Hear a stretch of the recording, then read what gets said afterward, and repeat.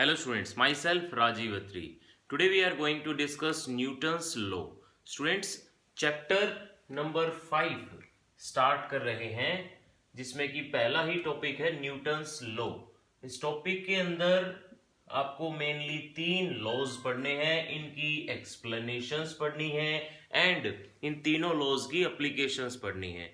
After that we are proceeding with friction. एक और इसके अंदर कंसेप्ट ऐड हुआ है। वैसे 9th क्लास में इस चैप्टर को हमने इतना ही पढ़ा था, Newton first law, Newton second law, Newton third law. But 11th class में जैसे कि हर कंसेप्ट में थोड़ी सी एक्सपेंशन आती है, इसमें भी एक एक्स्ट्रा टॉपिक, एक एक्स्ट्रा कंसेप्ट ऐड हुआ है, फ्रिक्शन। सो स्टार्ट करते हैं Newton law of motion, first law. As we know, Newton has given 3 laws of motion, second law and third law.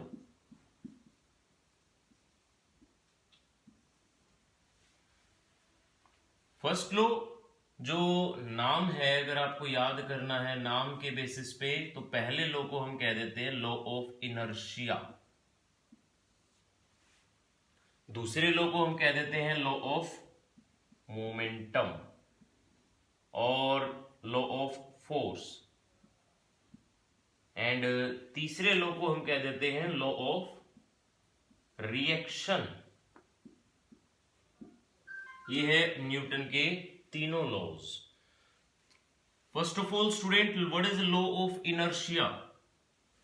देखो, तीनों जो लॉज हैं वो एक पर्टिकुलर सीरीज एक्सप्लेन कर रहे हैं। जो पहला हमारा लॉ है लॉ ऑफ इनर्शिया, इसके अंदर हम ये पढ़ेंगे कि जब तक किसी भी बॉडी पे फोर्स अप्लाई नहीं होता तो वो बॉडी यूनिफॉर्म मोशन में रहती है। जब तक किसी भी बॉडी पे एक्सटर्नल फोर्स जीरो होता है, इट मींस बॉडी की एक्सेलरेशन भी जीरो होती है। This is all about inertia. Second law, law of movement. It means कि जब बॉडी के ऊपर फोर्स अप्लाई होगा तो बॉडी का मोमेंटम चेंज होगा। जब तक बॉडी पे फोर्स अप्लाई नहीं होगा तो बॉडी एक्सेलरेट भी नहीं करेगी, it's acceleration zero, hence the body is under uniform motion. And जैसे ही बॉडी के ऊपर फोर्स हम अप्लाई कर देते हैं तो बॉडी का मोमेंटम चेंज होगा। बॉडी का मोमेंटम चेंज होगा, इट मींस बॉडी की वेलोसिटी चेंज होगी। वेलोसिटी चेंज होगी तो बॉडी एक्सेलरेट करेगी। अब अगर आप किसी बॉडी पे फोर्स अप्लाई करते हो तो according to law of reaction, body भी इक्वल एंड अपोजिट फोर्स आपके ऊपर रिएक्शन फोर्स के रूप में अप्लाई करेगी। सो स्टार्ट करते हैं लॉ ऑफ इनर्शिया से। आपकी एनसीईआरटी बुक में इनर्शिया के ऊपर 3 कंसेप्ट दिए हुए हैं जिनका मीनिंग सेम है, डेफिनेशन सेम है। सबसे पहले आपकी एनसीईआरटी बुक में एरिस्टोटल फैलेसी के नाम से एक टॉपिक है। एरिस्टोटल फैलेसी क्या है? After that Galileo law of inertia,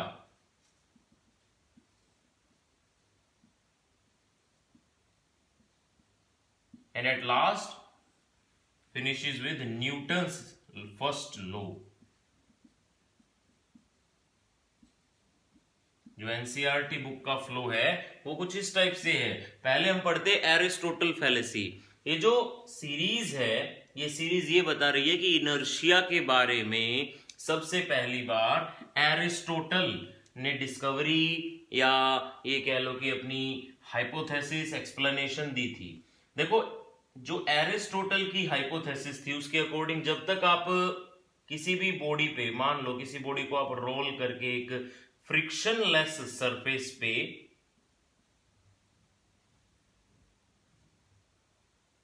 project करवा रहे हो तो बॉडी, ये जो हमारी सर्कुलर बॉडी है, ये रुकेगी नहीं। जितनी दूरी तक इसको फ्रिक्शन नहीं मिला या कोई भी अपोजिंग फोर्स नहीं मिला, उतनी दूरी तक यूनिफॉर्मली चलती रहेगी विदाउट एक्सेलरेशन। सिमिलरली अगर आप इसी कंसेप्ट को इस तरह से देखें, दूसरी तरफ से भी सेम एंगल जहां पे जितना एंगल यहां पे था, सेम एंगल थीटा एंगल दूसरे एंड पे भी अगर आप इंक्लाइंड कर दें तो जितनी हाइट यहां पे थी, h हाइट, सेम हाइट यहां पे भी जाके ये हमारी सर्कुलर ऑब्जेक्ट रुकेगा। इट मींस जो अपोजिशन है वो इस इंक्लिनेशन के कारण मिला और तब बॉडी जाके रुकी। मीन्स जब तक किसी भी बॉडी को अपोजिशन नहीं मिलेगी तब तक बॉडी रुकेगी नहीं, जब तक किसी बॉडी को इनिशिएटिंग फोर्स नहीं मिलेगा तब तक बॉडी चलेगी नहीं। इट मीन्स अगर आप इसकी एक डेफिनेशन बनाना चाहो इन तीनों, एक ऐसी डेफिनेशन जो इन तीनों कंसेप्ट के अंदर, तीनों टॉपिक्स के अंदर आएगी, वो डेफिनेशन इनर्शिया की, कि it is an ability of any object, किसी भी ऑब्जेक्ट की वो ability to remain in its original या इनिशियल स्टेट ऑफ रेस्ट और मोशन अनलेस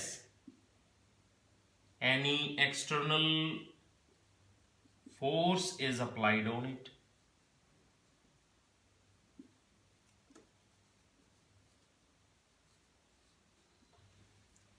जो मैथमेटिकल अगर एक्सप्लेनेशन आपको समझनी है तो मैथमेटिकल एक्सप्लेनेशन में यही है कि जब तक आप एक्सटर्नल फोर्स जीरो रखोगे बॉडी के अंदर एक्सेलरेशन भी जीरो रहेगा। Acceleration zero it means change in velocity zero. Change in velocity zero means v1 is equal to v2। Velocity में चेंज नहीं आ रहा इट मींस बॉडी अगर रेस्ट में है तो रेस्ट में ही रहेगी, जीरो वेलोसिटी है तो जीरो ही रहेगी फाइनली भी। मोशन में है तो वो यूनिफॉर्म मोशन में रहेगी, पहले जितनी वेलोसिटी है बाद में भी सेम उतनी ही वेलोसिटी रहेगी। सो ये हमारा फर्स्ट लॉ। अब सेकंड लॉ क्या है? Law of momentum. मोमेंटम कह लो या लॉ ऑफ फोर्स कह लो, दोनों ही एक ही बात है। So students, what is momentum now?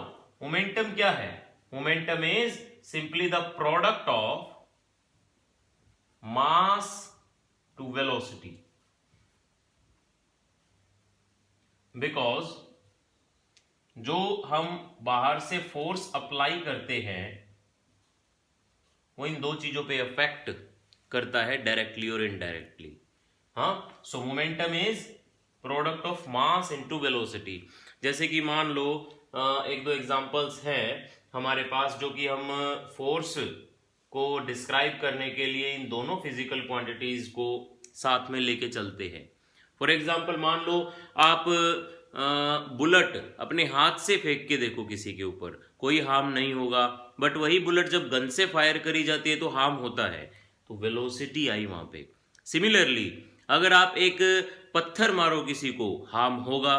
पत्थर मारने की बजाय अगर आप एक कागज का रोल बना के मारो, उससे हार्म नहीं होगा। इट मीन्स मास भी उतना ही अफेक्टिव है जितनी वेलोसिटी।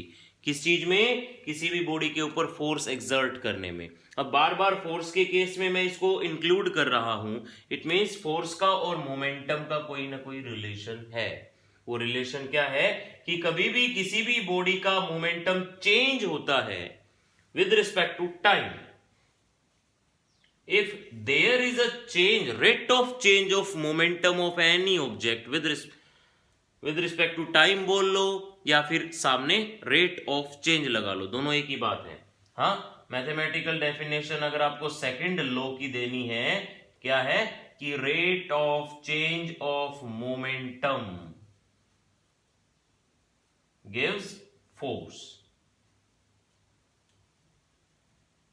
किसी बॉडी का अगर मोमेंटम चेंज हो रहा है वो क्या देगा? फोर्स। हाँ, अब मोमेंटम में जो चेंज आया उसका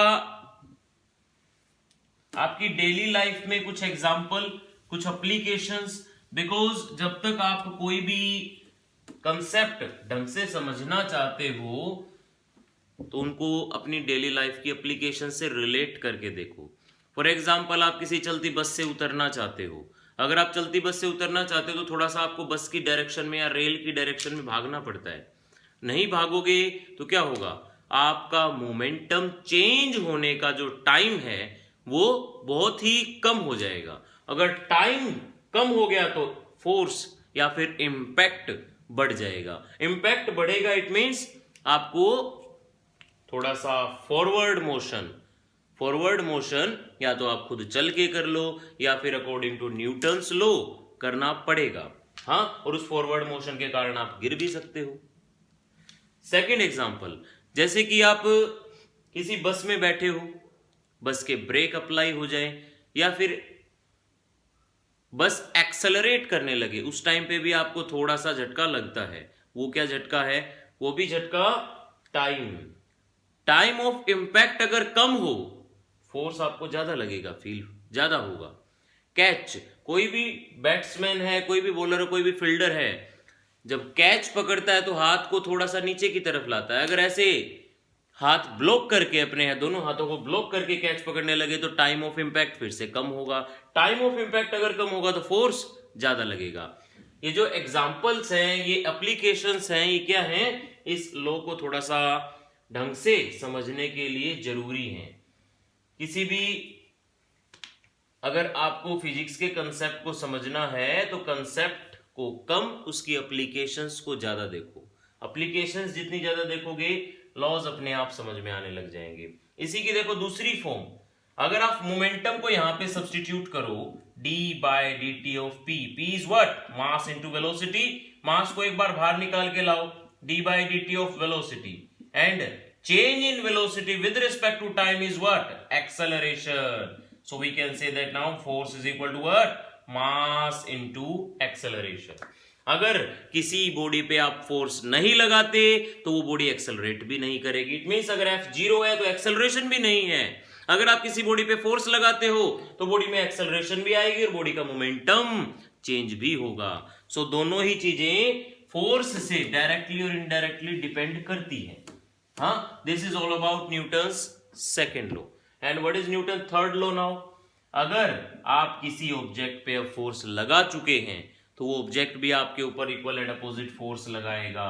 फॉर एग्जांपल, अभी जहां पे भी आप बैठे हैं, आप या कोई भी ऑब्जेक्ट रेस्ट में भी है तो वो किसके ऊपर फोर्स लगा रहा है? डाउनवर्ड, अपने सरफेस पे।